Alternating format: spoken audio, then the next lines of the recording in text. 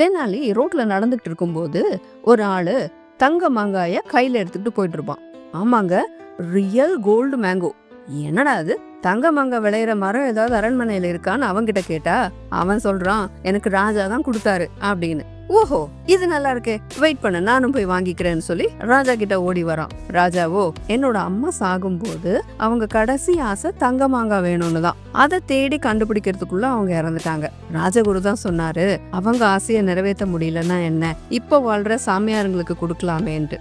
அவர் தான் இந்த சாமியார் எல்லாம் கூட கொண்டு வந்தாரு அப்படின்னு சொல்றாரு. தெனாலி திரும்பி பார்த்தா அது இருக்கு பெரிய கியூ. தெனாலிக்கு புரிஞ்சிருச்சு, இத கரெக்ட் பண்ணி ஆகணும்னு நினைச்சு வெளியே போய் ஒரு சாட்டையை எடுத்துட்டு வந்து ராஜா கிட்ட, ராஜா எங்க அம்மா சாகும்போது கூட சாட்டையில அடி வாங்கி தான் சாகணும்னு நினைச்சாங்க. பட் நான் சாட்டை எடுத்துட்டு வர்றதுக்குள்ள அவங்க இறந்துட்டாங்க. நானும் இவங்களுக்கு கொடுத்தா அவங்க ஆசையும் நிறைவேறும்ல சொல்லிட்டு லைன்ல இருக்க ஒரு ஆளுக்கு சாட்டையில ஒரு அடி வைப்பான். அவ்வளோதான், கூட்டம் தலை தெறிக்க ஓடிடும். ராஜாக்கு விஷயம் புரிஞ்சு தெனாலிய பாராட்டுறாரு. கிருஷ்ணதேவராயர் மிகப்பெரிய ராஜான்னு நான் படிச்சிருக்கேன். ஆனா இந்த தென்னாலியோட கதையை படிச்சா ராஜாக்கு அறிவில்லையோன்னு தோணுது.